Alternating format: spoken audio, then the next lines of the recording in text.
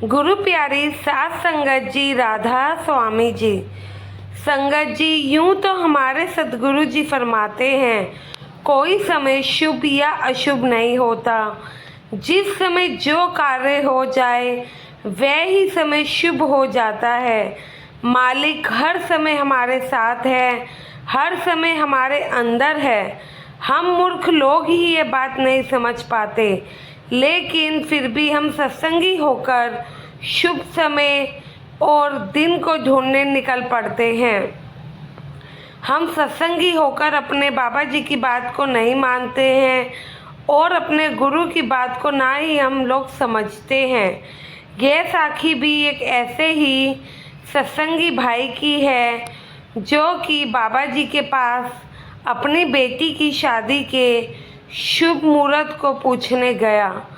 संगत जी, हम इस भाई का नाम रामपाल था। यह और इसकी पत्नी बाबा जी की बहुत मानती थी और यह लोग सत्संग घर में सेवा पर भी जाया करते थे, लेकिन बाकी लोगों की तरह यह लोग भी यह शुभ समय या फिर इन सब चीज़ों को मानते थे। इनके मन में भी कुछ काम को लेकर यही सवाल आता था कि कब करे और कब ना करे। संगत जी, पहले के समय में बाबा जी अपने सेवादारों को जब दर्शन देने आते थे तो वहाँ पर थोड़ी देर रुकते भी थे और कई बार जहाँ पर सेवा चल रही होती थी बाबा जी वहाँ पर खुद भी बैठा करते थे, अपने सेवादारों से बातचीत करते थे।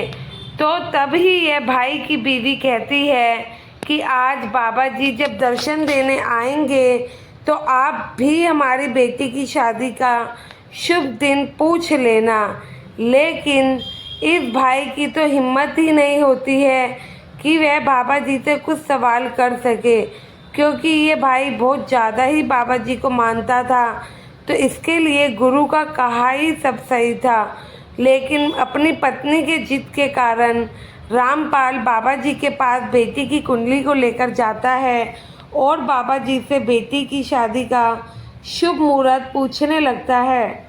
लेकिन इस भाई की बिल्कुल भी बाबा जी से पूछने की हिम्मत नहीं हो रही थी, क्योंकि जैसे कि हम लोग सत्संगी हैं, हमारे मन में ये विचार तो आता है, लेकिन जो बात हमारे गुरुजी बार बार समझाते हैं ऐसा नहीं करना, हम फिर भी वही पूछेंगे, तो बताइए क्या फ़ायदा।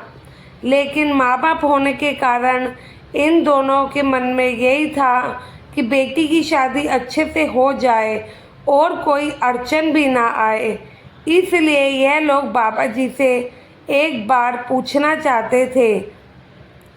लेकिन रामपाल भाई बीवी की जिद करने के बाद बाबा जी से पूछने गया कि बाबा जी, मेरी बेटी की शादी है, तो आप बताइए कि हम अपनी बेटी की शादी किस दिन पर करें। तो बाबा जी सामने से कहते हैं कि रामपाल भाई, बेटी की कुंडली तो दिखाना। बाबा जी इनसे कुंडली लेते हैं, जिसे देखकर बाकी सेवादार हैरानियत में पड़ जाते हैं कि ये हमारे बाबा जी क्या कर रहे हैं, क्योंकि बाबा जी तो खुद ही मना करते हैं कि ये सब नहीं होता है। जितने भी मौजूद सेवादार थे तो वे यही सब सोचने लगते हैं कि बाबा जी कब से इन सब पर विश्वास करने लगे। और बाबा जी उनकी बेटी की कुंडली देखते हैं और काफ़ी देर देखते ही रह जाते हैं। तो सेवादार भाई बाबा जी से पूछता है कि बाबा जी, आप इसमें क्या देख रहे हो। तो बाबा जी फरमाते हैं कि मैं तो इसमें शुभ और अशुभ दिन देख रहा हूँ कि इसमें कौन से दिन शुभ हैं और कौन से अशुभ। क्योंकि मैं अगर इन्हें इसमें से कोई अशुभ दिन भी बताऊंगा ना, तो यह उसे ही सही मान लेंगे, क्योंकि वो दिन मैंने इन्हें बताया है और इन्हें मेरी बात पर विश्वास है। इसलिए मैं इस कुंडली में देख रहा हूँ कि कौन से दिन इसमें शुभ लिखे हुए हैं और कौन से अशुभ लिखे हुए हैं। यह सुनकर सभी सेवादार हैरान हो जाते हैं और बाबा जी को हैरानी से देखते हैं। फिर बाबा जी फरमाते हैं, भाई तुम्हें अगर इतना ही मेरी बात पर भरोसा है तो मेरी बातों पर क्यों नहीं तुम इतना अमल करते हो। हमने कितनी बार बताया है, कई सत्संग में बताया जाता है कि कोई भी दिन अशुभ या शुभ नहीं होता है।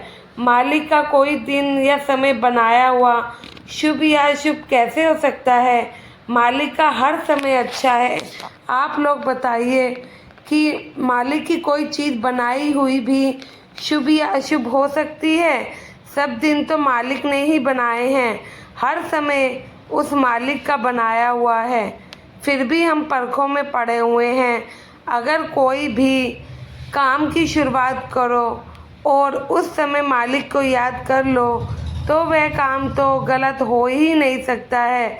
अपने आप उस काम को तर जाना है, लेकिन फिर भी वो काम गलत हो जाए या कोई उसमें दुविधा आ जाए तो समझो कि उसमें ज़रूर तुम्हारी भलाई ही छुपी होगी।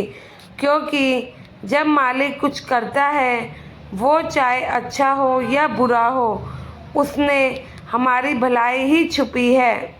लेकिन संगत जी, बाबा जी आगे कहते हैं कि याद करो, अगर मालिक ने तुम्हारे साथ कुछ बुरा किया है आज तक, तो याद करो उस समय को कि बाद में उस समय तुम्हें भले ही एहसास हुआ हो कि ये हमारे साथ गलत हुआ, लेकिन अगर तुम बाद में उसी चीज़ के बारे में सोचोगे कि तुम्हारे साथ ये हुआ था, तो तुम्हें अपने आप वो समय याद आ जाएगा और तुम खुद ही कहोगे कि अच्छा हुआ कि तब ऐसा हुआ था।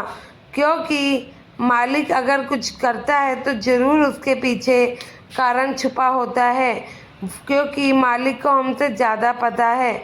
हमें कई सत्संगों में बताया जाता है कि कोई भी समय शुभ या अशुभ नहीं होता है, हर समय मालिक के ही हैं, हर दिन मालिक का है। लेकिन हम उस कुल मालिक पर भरोसा नहीं है तो हम कुछ नहीं कर सकते हैं। हमें हमेशा उसकी रज़ा में राज़ी रहना है। संगत जी, हम भी उस भाई की तरह हैं, सत्संग तो जाते हैं लेकिन सत्संगिक बातों पर अमल नहीं करते हैं।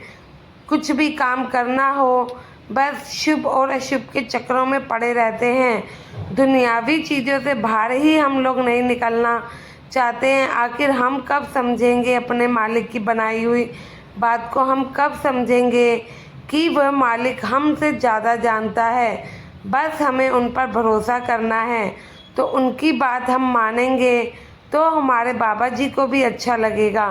संगत जी, कमेंट में राधा स्वामी ज़रूर लिखिएगा और चैनल को सब्सक्राइब करके चैनल का हिस्सा ज़रूर बनिएगा जी। गुरु प्यारी साथ संगत जी, राधा स्वामी जी।